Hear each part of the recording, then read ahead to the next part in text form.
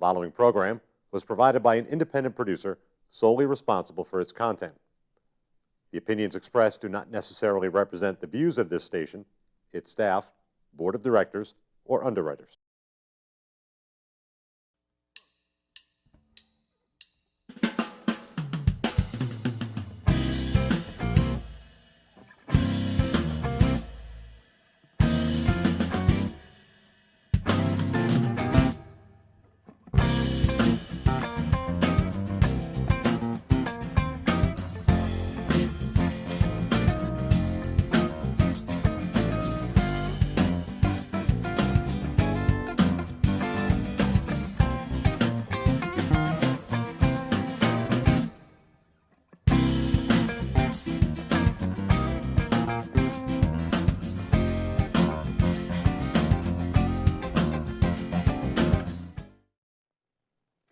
Welcome to Gate City Chronicles. I'm Kevin Avard, your host, and today I'm here with wrestling, do I call you champ? Well, I've been a champ. Okay, wrestling champ, Todd Hanson, right? You got it. Oh, and that is not a fake Band-Aid, that's a real Band-Aid. Yeah, it's definitely a real Band-Aid. It's fresh from Friday night in Lowell. Wow. So yeah, it's real. Well, welcome to the show. Well, thank you very much. Thanks for having me. First thing I noticed about Todd, your shirt, you got Killer Kowalski School Pro Wrestling. Yeah. School of Pro Wrestling, and you actually met Killer Kowalski. Yeah, trained by Killer Kowalski actually. Yeah. He's trained a lot of the greats in the wrestling business, like Triple H and Chyna and Perry Saturn, a lot of great stars. Even some that are on TV now, Damien Sandow and stuff like that, who I've known, I trained with as well. So yeah, I knew him well until he passed a few years ago, and still today we carry on his wrestling school in North Andover. Right. Well, off camera, I was telling you, I remember when, as a kid, there was Chief J. Strongbone, there was Bruno Sammartino, and Andre the Giant, and just those are the only ones that I can seem to remember. But there were quite a few, but those are some of the big names. Yeah. Those are the big names that I remember. But boy, it's come a long way since then, hasn't it? Yeah, it sure has. What are some of the changes that Kowalski would relay back then to what's going on now? Everything back then was so much slower. And I mean, that's the same thing that goes throughout entertainment in general. You see an action movie from the 80s, and you compare it to an action movie now, things are a lot more fast-paced, a lot harder. They telegraph what's going to happen. Are bigger, yeah. So it's the same thing with wrestling. It's evolved over the years to be more fast-paced, harder hitting, and things. The standards for a wrestling match 10, 15, 20, 30 years ago, way different than the standards that we have to go through now. Especially now that, I guess, the rabbit's out of the hat as far as wrestling being predetermined or not. Now everyone is smartened up to the fact that, yeah, wrestling is predetermined.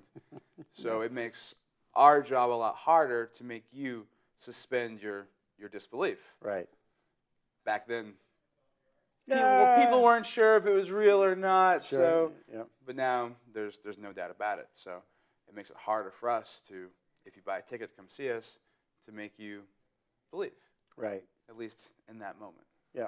And there has to be a lot of training that goes involved with that, right? I mean, the rigorous is amazing. Well, yeah. I mean, the physical demand is ridiculous. People think that we land on soft mats or mattresses. It's just, that's not the case. It's wood. If we're lucky, there's maybe some carpet on top and some canvas on top of that. So physically, we take a beating. Pick up, being thrown down, and then just being in shape in general. Because I've done a lot of sports in my life and a lot of training at the gym and stuff like that. And there's nothing that can prepare you for the type of fitness you need in a ring. Right. Just the getting down, getting back up, picking a guy up, a guy's picking you up. Nothing can prepare you for that unless you're actually in the ring. So what do you squat? Well, I haven't squatted heavy for a while. I've been doing CrossFit, so I wouldn't know what I can squat now, but I've been able to squat a lot. Can you pick like a 200-pound, 300-pound man over your shoulders? Yeah. Oh yeah. I mean, I find that pretty fascinating. Whether you know it's fake, it's real, whatever, you're still athletes, and you see a 350-pound man get on the top of the rope. Number one, he's balancing. Yeah. Number two, he or she is doing a flip, and then in the process of a flip, grabbing somebody's neck and twisting them. Yeah. That's like a circus. Yeah. Right. Yeah, That's kind of what's coming across. It's quite amazing. Yeah. Right, and of course, now do you get into the theatrics and all that as well? I'm gonna kill you. Well, yeah. I mean, in wrestling we call it cutting a promo or an interview or something like that. But yeah, it's especially when we train new students at the school. It's like that. There's the wrestling portion where you're in front of the camera and you're wrestling in the ring, and then there's the interviews, the verbal skills where you want to. I mean, that's the acting. You're trying to talk people to come and see what you're going to do. And then there's the behind-the-scenes stuff, which is really the big one. It's who you are as a person and how you act around all the other people. Right. Or coming to a TV studio like this and presenting yourself to the public. Like those are big things. Yeah. But we hit all three because they're very important. So you must get a charge out of, okay, all of a sudden, poof, here he comes walking through the stage and he's walking down and he's going to do something bad. And you run up on there and somebody throws a chair at you. That's what this was. Was it really? Yeah, it was a chair being thrown at me. Oh, yeah. That's funny. Yeah. Well, it's not funny. I mean, you can really get hurt that way. Well, yeah. I mean, yeah. You can really get hurt that way. Yeah, I mean, accidents do happen. I mean, injuries are a big part of what we do. There's no way around it. Just like playing football. Right. You're going to get hurt at some point. You just don't know the extent of the injury. I mean, I've had bad injuries myself. I've had a fractured spine in 2 places. I was wrestling with that for 2.5 years, didn't even know. Ooh. I just knew I was in pain. So I was real lucky when I found out that I didn't have any like disc slips or anything like that. Right. And I was able to recover from that okay. And recently I had a torn labrum. I went into the operating room to get my AC joint removed out of my shoulder and some bone spurs cleaned up. And when he went in, he realized, no, that's not what's going on. We found something else in there. Yeah. So over 50% of my labrum was torn, and they had to sew it back up, and I was out of action for over a year. I mean, injuries happen all the time. But we're having fun. Well, we are. There's nothing like it to come through the curtain and a crowd of people, and they're all into it, and they're on their feet and they're cheering. It's your Broadway theater. Yeah. And that's exactly what it is. And it's even better than that, I think. Not that I've done that, but when people on Broadway go out, they're acting and they have a script and they have to follow it step by step by step. And that's not what we do. We go out into the ring. It's improvised. And we perform for the audience. Yeah. So it takes a great deal of skill to be able to go into the ring and feel a crowd and be able to tell them a story that they respond to instead of just, all right, this is the story, here it is. No, we do it in the ring. Right. We build that story. I can remember as a kid, we'd be about in the yard, and we'd either have our samurai swords and we'd be pretending to have a fight. And of course, that was always fun. And, that was, but this is grown-up men doing it. Or women, you know. And do you ever have to practice certain moves though in practice so that, hey, guy, I'm gonna do this because you see them on TV, they're doing the flip. Yeah. And in the process of the flip, the legs go over the head, and then they do a thingy and twist and guys and yeah. I mean, if it's not choreographed, or is it, or okay, you kind of just read each other's minds. How's that going on? I mean, we know the names of moves, so we're able to talk about them and stuff like that, obviously. But I mean, it depends. Like when we're at wrestling school, it's all basics. That's you got to learn the fundamentals, right? So you don't get hurt on the basic things. And then later on, you add in the flips and the big throws and stuff like that. But I mean, it depends on if I'm wrestling a guy who's been wrestling for a year, 2 years. Maybe I'm going to talk to him a little bit more beforehand and be like, all right, are you sure you can do this? You're not going to kill me? Or clearly I should have talked to the guy about throwing the chair in my face. You've only been wrestling a couple of years. Maybe we should go over that a few times before you do it. Clearly I made a mistake. Right. But but if I'm wrestling a guy, there's a few guys in the area I wrestled hundreds of times. So I don't have to say a word to them. Right. I know what they can do. They know what I can do, and we can just go out and do it. So I think I've learned in my 12 years doing this that everything depends on the situation. Right. No matter what. There's no rules. There's no set list of how things should be done. It all depends on the situation that you're in. Right. Now, did you take wrestling in high school and that type of wrestling? No, I didn't. I think I didn't want that from a young age. I was like, I want to be a professional wrestler. And I saw the amateur wrestling. I'm like, that's not what I want to do. I want to be a professional wrestler. I want to be in the ring. I want the ropes. I want, you know what I mean? I want the spotlight. Yeah. I want to talk to the camera. I want to talk to my opponent. And amateur wrestling didn't do that for me. I was so. So what are the crowds like there? It's mostly in Lowell at this point. Well, there's a lot of shows that I do. I go up and down the East Coast, all over the place. The closest to here would be Lowell, Chaotic Wrestling in Lowell. They're there every 6 weeks usually. The Polish American Veterans Club.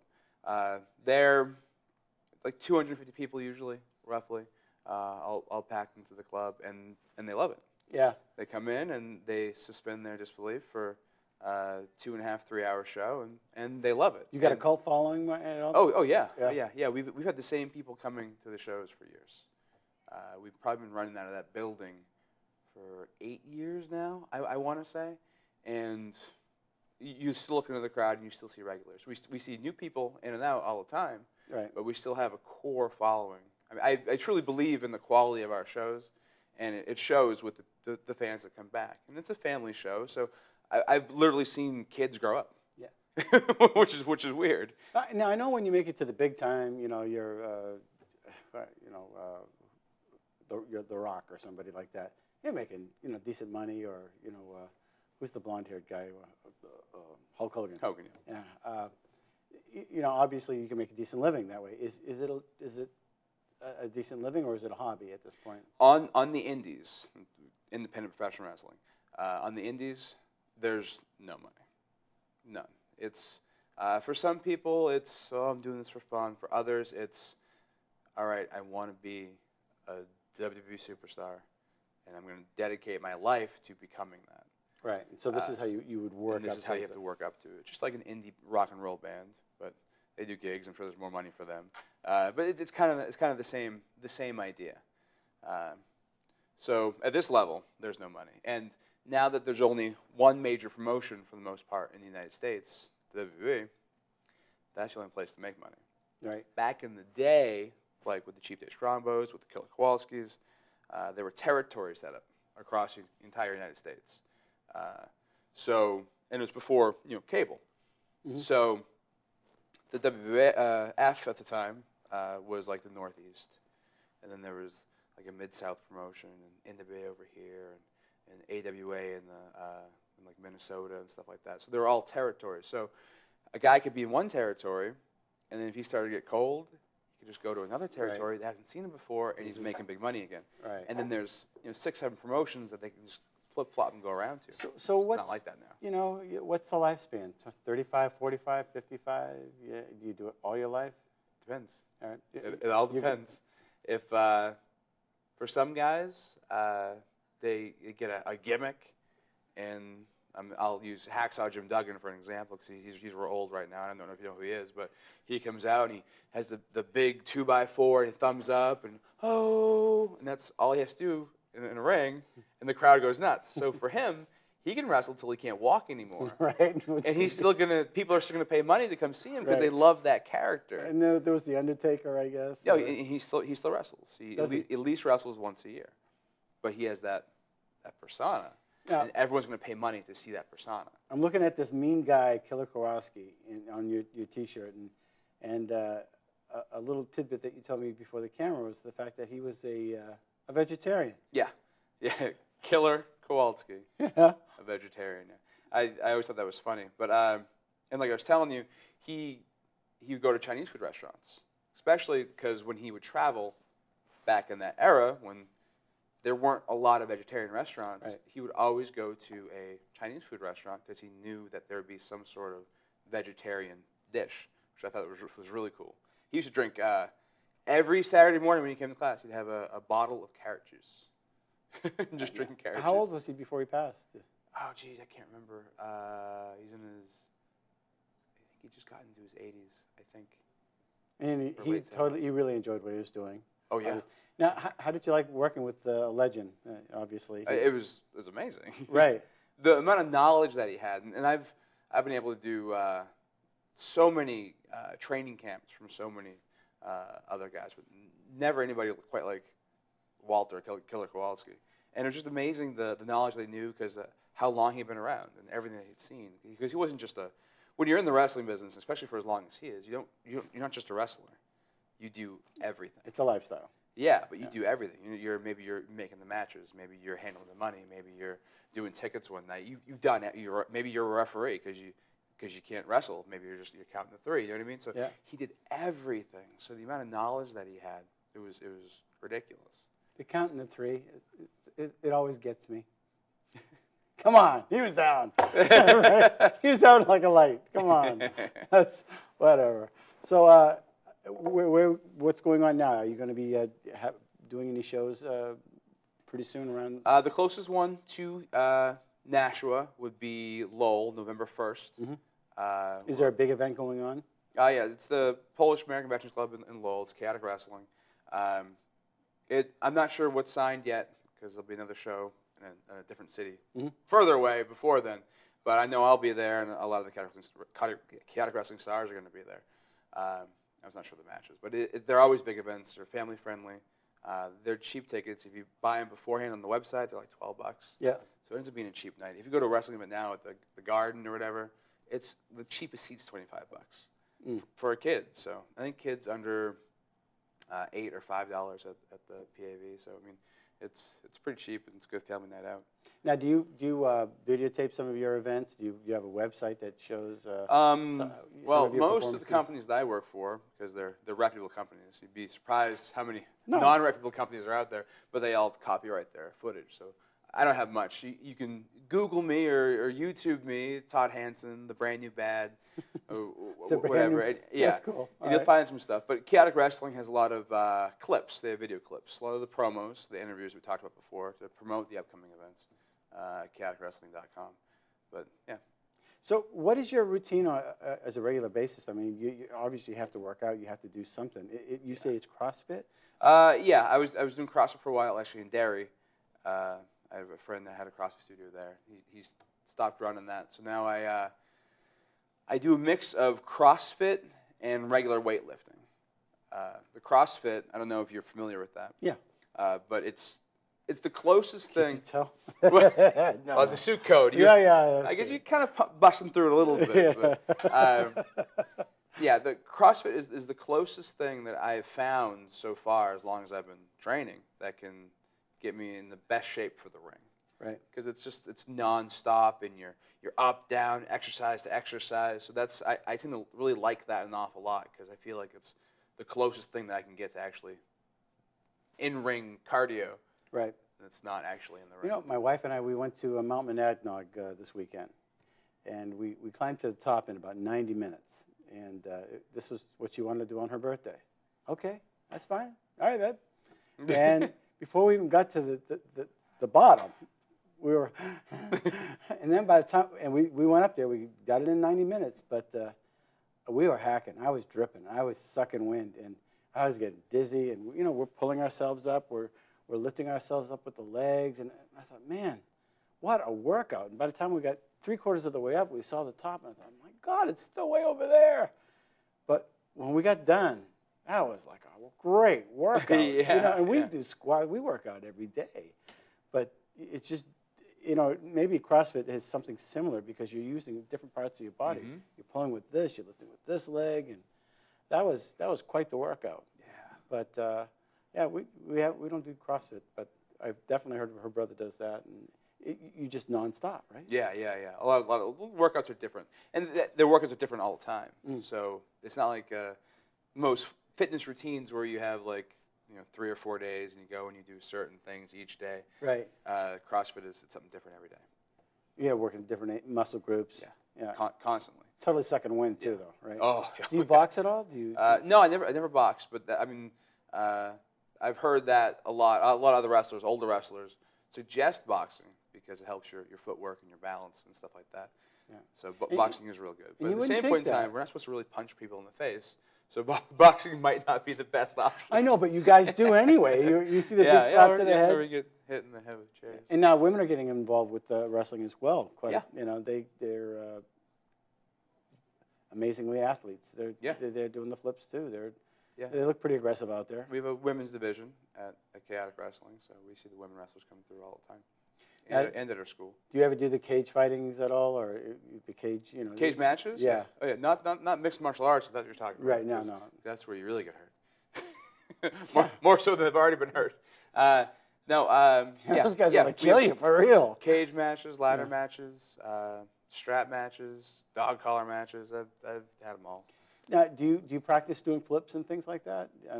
Some guys they do flips. Well, a long time ago I practiced doing flips. Now I don't have to practice. So There isn't a spring in the bottom, huh? it depends. There's different rings are made differently. So some rings do have springs, some rings don't. I prefer the ones that don't have springs because the spring can kind of it can catch you. Oddly enough, if you are light, if you don't weigh a lot, and you're in a ring with a spring, it's going to hurt a lot more because you're not going to use the spring. The springs aren't really. Yeah, just for the big guys. Yeah, and I'm a big guy, so I'm able to use it, but I still rather a ring without a spring. Yeah. But at the same point in time, it all hurts. It's gotta. It doesn't feel good. Yeah, but for some reason you keep coming back. Now, do they pull on your beard and all that kind of stuff too? Oh yeah. This has become a tool for Right. my opponents, so I have to try to avoid that because it's very painful. Yeah, I would imagine. And of course, you inflict a little bit of pain too. Yeah, and I can use this as a weapon as well. Do you ever get mad? Mad? Yeah. Do you ever get angry in the ring? Hey, you know what? You know, I don't really like how you're doing this. Do you ever? Yeah, I've. Does it ever get personal? I've had to beat a couple people up in the ring. Yeah. Usually, when I've had those problems, it's because the person I'm wrestling hasn't been trained properly and isn't being safe or isn't working with me well. So yeah, I've had to turn the heat up on a few guys. Yeah, I didn't really like that. So hang on to this. Yeah. Or if we call it a receipt. If somebody stiffs you, and you give them a receipt back. So there's going to be a receipt for this. Oh. it'll probably be November 1st in Lowell, but we'll have to see. Yeah. So what are you going to use? Another chair? Well, we're going to find out. We'll see what's at my disposal. Well, I guess that creates the drama, doesn't it? You got to come see, I guess. Yeah. So anyway, is there any final thoughts you want to leave with our viewers as far as the upcoming events or how to get in contact with you? Do you have a fan? I mean, you can find me on Facebook, The Brand New Bad, Todd Hanson. I have a fan page there. I'm on Twitter, Brand New Bad. And then chaoticwrestling.com is fantastic. You can get all the Chaotic Wrestling dates, which are probably the closest. It's definitely the best show in New England. Yeah. And Lowell is the closest to Nashua that I can think for any wrestling. Where is it located in Lowell? I mean, if you were going to take the connector. Very close to the baseball stadium, where the Spinners play. Okay. All right. Very very close to that. Kind of like right across the river from that. Okay. So it's fairly convenient, and they have a good parking lot and stuff like that. So it's Todd Hanson, the new bad boy, or the Brand New Bad. The Brand New Bad. Well, thank you very much for coming on the show. Thanks for having me. All right. Oh, that's it for now. Thanks for watching Gate City Chronicles. Thank you for watching Gate City Chronicles, and we want to thank our sponsor, Avard Dean of Clean, the carpet cleaner in Nashua. You can reach him at 603-630-1743. And if you would like some more information about Gate City Chronicles or want to be a guest, contact me at gatecitychronicles@gmail.com. Until next week, thanks for watching.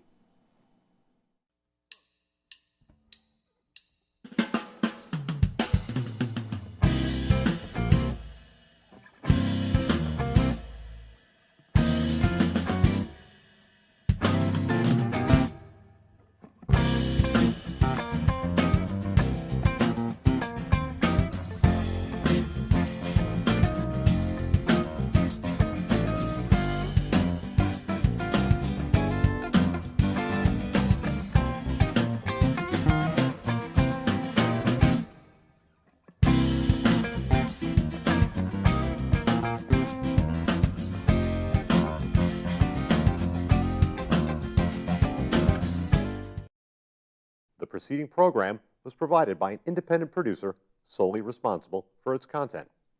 The opinions expressed do not necessarily represent the views of this station, its staff, board of directors, or underwriters.